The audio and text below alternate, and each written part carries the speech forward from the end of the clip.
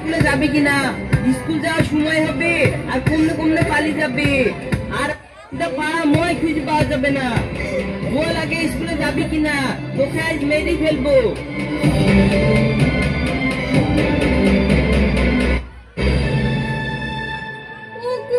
তুমি এইভাবে মারো না, ও ছোট ছেলে, ওর বুদ্ধি আছে। সরে যাও তুমি, তুমি জানো না তোমার ছেলে কতটা বদমাইশ। সারাদিন বাড়িতে থাকবে, স্কুল যাওয়ার সময় হবে, প্রাইভেট যাওয়ার সময় হবে, আর ওকে খুঁজে পাওয়া যাবে না। তোকে আজ মেরেই ফেলবো।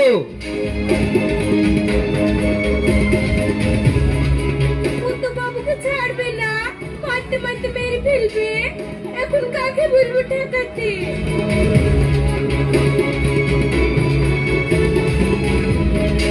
মাস্টার মশাই, আপনি তাড়াতাড়ি বাড়িতে আসুন।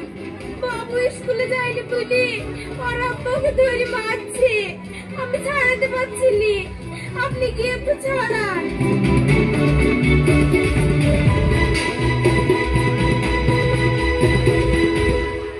এই ছাড়ো ছাড়ো, ছোট ছেলেকে কেউ এইভাবে মারে?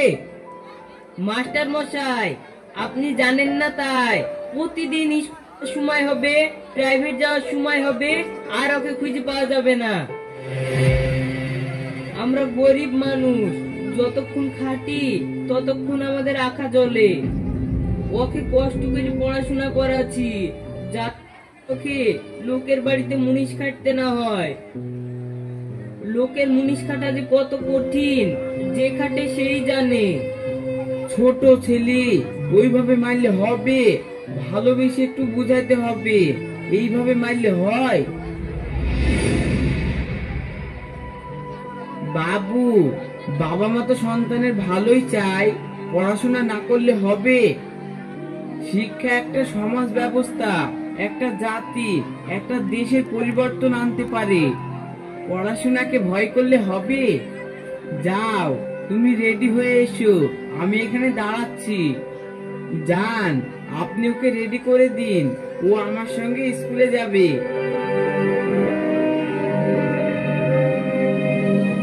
মাস্টার মশাই বসেন।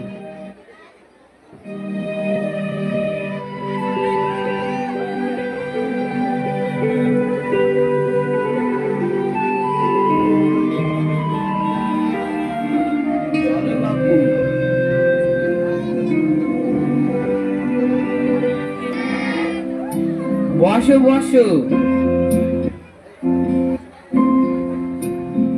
Roll number 1, Yes sir. Roll number 2, Yes sir. Roll number 3, Yes sir. Roll number 4। Yes sir. তোদেরকে যে আটের ঘরের নামটাটা লিখে আনতে বলেছিলাম, সবাই লিখে নিয়ে এসেছিস? নিয়ে আয় সবাই।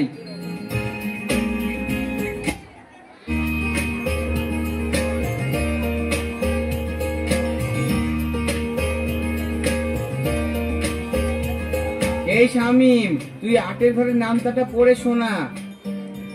8 থেকে 8, 8 দুগুণে 3 আষ্টে 24, 4 আষ্টে 32, 5 আষ্টে 40, 6 আষ্টে 48, 7 আষ্টে 56। ঠিক আছে, থাম, আর পড়তে হবে না। বাবু শোন, এখন তো ঠিকঠাক স্কুলে আসছিস, আর স্কুল কামাই করবি নি। জীবনে বড় মানুষ হতে গেলে পড়াশোনাটা খুব জরুরি। একমাত্র শিক্ষাই পারে মানুষের জীবনে পরিবর্তন করতে। ঠিক আছে স্যার, আমি আর কোনোদিন স্কুল কামাই করব না, আপনার সব আদর্শ মেনে চলবো।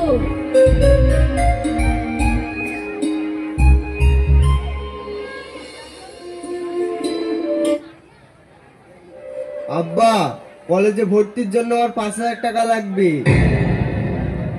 কলেজে ভর্তির জন্য 5,000 টাকা লাগে? তুমি আটটার যুগের লোক, তুমি কি করে বুঝবে 5,000 টাকাই লাগবে? দেও না, ও কি মিথ্যা কথা বলছে? সব দোষ হচ্ছে তোমার, ওকে লাই দিয়ে দিয়ে মাথায় তুলেছো। যাও, ঘরে আলমারি থেকে 5,000 টাকা। আমার স্কুলে যাওয়ার সময় হয়ে যাচ্ছে, আমি স্কুলে গেলাম।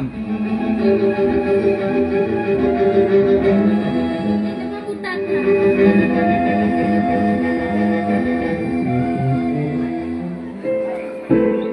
রাহুল, কি ব্যাপার?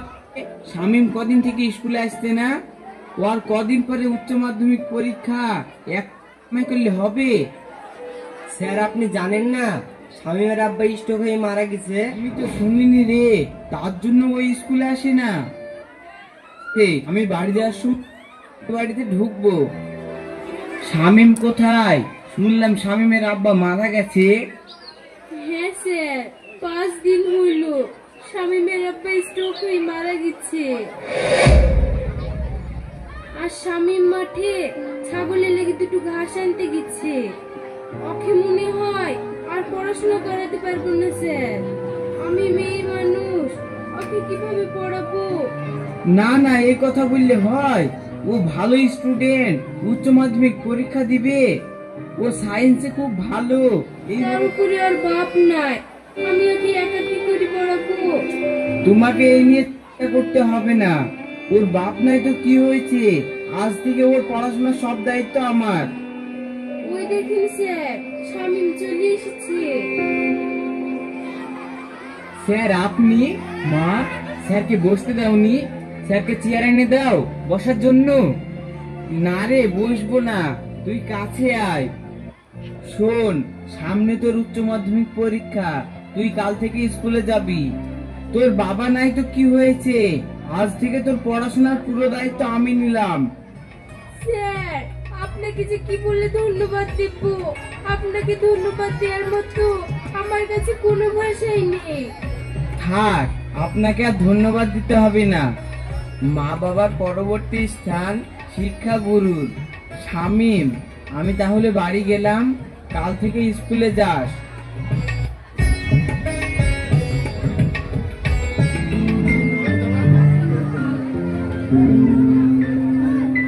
মা মা, আমি স্কুলের মধ্যে ফার্স্ট হয়েছি। সত্যি বাবা, আজ খুব আনন্দের দিন রে। আজ যদি তোর বাবা বেঁচে থাকতো তাহলে কত খুশি হতো। তুই এখনই এই খুশির খবরটা মাস্টার মশাইকে দিয়ে আইগা। ওনার জন্যে আজকে তুই এই জায়গাটায় আসতে পেরেছিস। হ্যাঁ মা, আমি এক্ষুনি যাচ্ছি।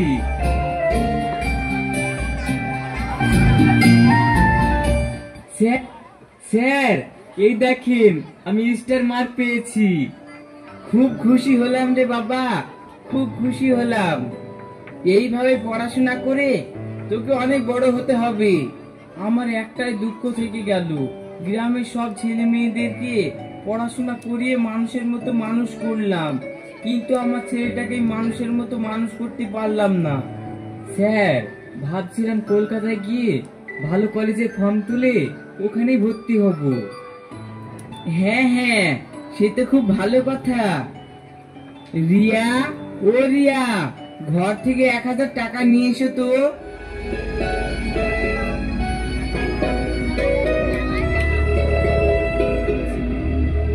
এই নে, এই টাকাটা হাতে করে নিয়ে যা।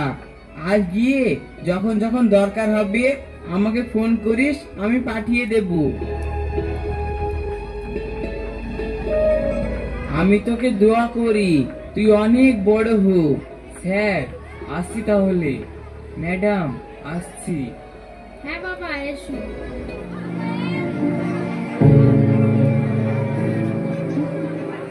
বৌমা, আমার সুগারের ওষুধটা ফুরিয়ে গেছে, তুমি বাবুকে ফোন করে বলো না আসার সময় ওষুধটা নিয়ে আসতে।